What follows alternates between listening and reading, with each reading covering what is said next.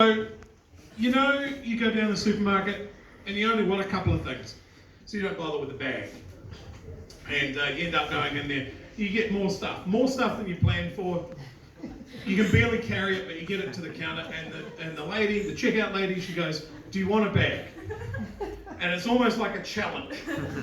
And you're like, you know what? No. I'm a grown-ass man. I can handle my shit. You're not getting me with a bag. So she goes, "Okay, that's fine." Scans up the stuff, completes the transaction, you pick everything up and you drop something. And you bend down to get it, and you drop something else now. So of course you bend down and get that. Oh, you drop something else. And you're very aware of the lady just looking at you. She might just have like a little wee, like a wry smile there. And it's just, you know it's there, it's fucking you off. So you grab the other thing, and now you've dropped a jar, and it's broken. And it's everywhere, and there's glass, and there's tikka masala sauce everywhere. And in a panic, you slip, and you fall over.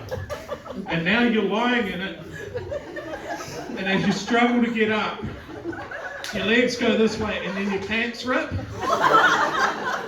And now you're aware that there's a crowd gathering.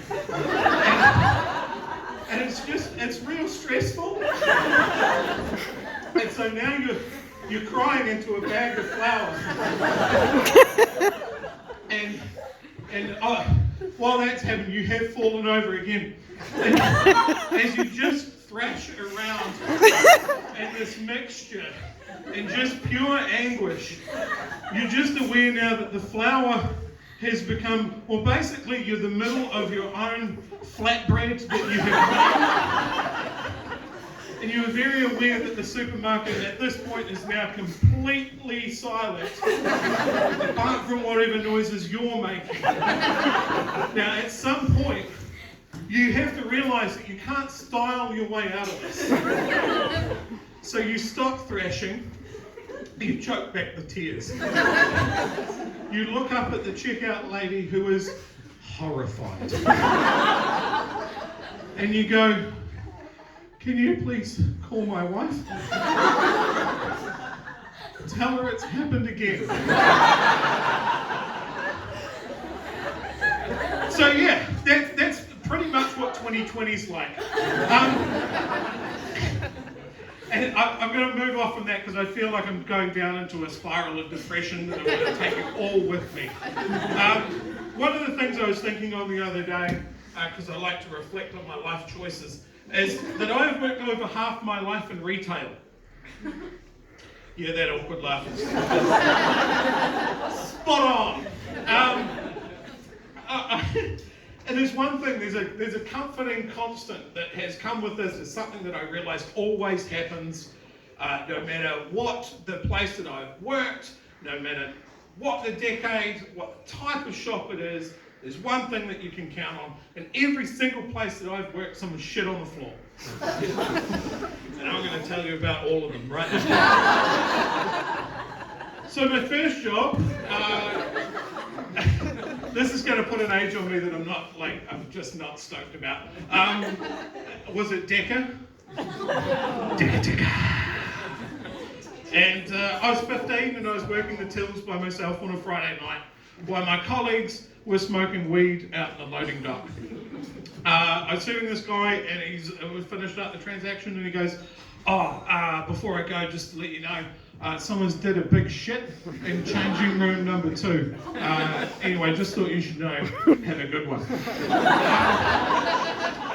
So as I was processing that, I like the one job that I had, I could not leave the tills. So what am I going to do? I can't see anyone. I'll page it out over the internet. Attention staff. There's a number 2 and number 2 and number 2 and number 2. Thank you. My boss comes sprinting out and he's like, "What the shit?" And I'm like, "Yeah, it's over there." So eventually I decided to give myself a bit of an upgrade. I started working for the warehouse. And, it should be mentioned, this is at Timaru. So if you were hoping for this story would somehow get better, it's not. And one of my jobs on a Sunday morning was to go out into the car park and untangle all of the shopping carts that the locals used to build into some sort of medieval sex fort to fuck in.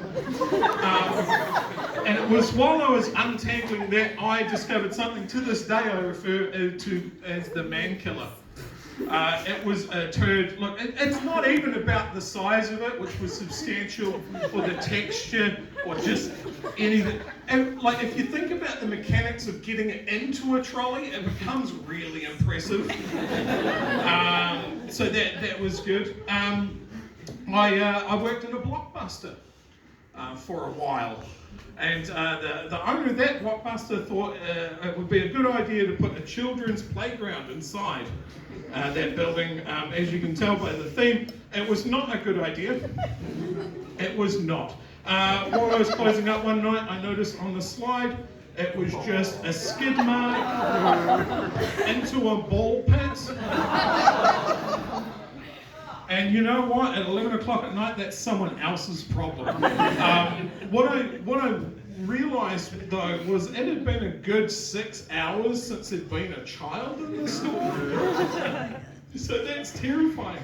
I worked in a bastion of personal hygiene. I worked in an EB Games for a while, and I remember talking to this gentleman. He was really excited about Grand Theft Auto finally coming out. And he's talking to me about Grand Theft Auto. He can't wait to kill hookers. Really, really looking forward to that. While he's telling me about the many varied ways that he was going to kill hookers in that game, his little child was tugging at his pant leg, going, "Oh, Daddy, I'm going to assault me. I need to go to the toilet." And I'm very aware of this. I'm like, "Hey, dude, we can talk about this any other time. Maybe you should, the kid needs to go to the toilet." And he's like, "Nah, he's good." So anyway, I'm going to use a bat. And it's halfway through him graphically describing this that this child just explodes. It came out the bottom of the pants, it came out the waistband. I'm pretty sure it came out the collar. We had to close. Do you know what you have to do to close an EB Games? It was like someone ram-raided an Indian restaurant. It was bad. I don't work there anymore. I work here locally, and I'm not going to tell you where, and that's going to haunt you. One day, we opened the doors for a lovely older gentleman. And I want you to picture this. Think of maybe an older relative, your granddad. Think of your granddad in his little blazer, and he's got his little wheelie bag. And he's just lining up because he's coming in to buy some DVDs for the week, like he does every Sunday. And we let him in, and I welcome him. "Good morning, sir." It's just this way. And as he's walking up to the DVDs, he does this. And a dry, dusty turd rolls out of his pant leg and just sits itself on the floor. And you know what? That broke me. That broke me. I was like, fuck this. Not today, Jesus. "Excuse me, sir, you've dropped something." And he turned to me, this kindly look on his face, and he patted himself down for his wallet and keys. Like he didn't know what I was fucking talking about. So that's cool. Don't shit in shops. That's the one thing I ask of you. As I mentioned, I grew up in Timaru, so I have a pretty high tolerance for just weird shit, but I didn't always live there. I lived in Wellington for a bit, and when I decided to move back to the South Island, I initially thought of moving home. That was a mistake. But at the time, I thought maybe I was just being too harsh on the place. Maybe I've mellowed with age. Maybe the town's got better. So I moved home, and I thought, what better way to find out what the town's like but to walk around those old neighbourhoods that you grew up in, and just like you get a vibe of a place. You hear normal things, kids playing in the background, mum and dad preparing dinner, just normal stuff through open windows. Like, "Kevin!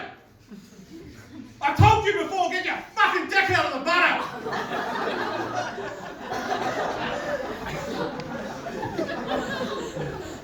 Sorry, what?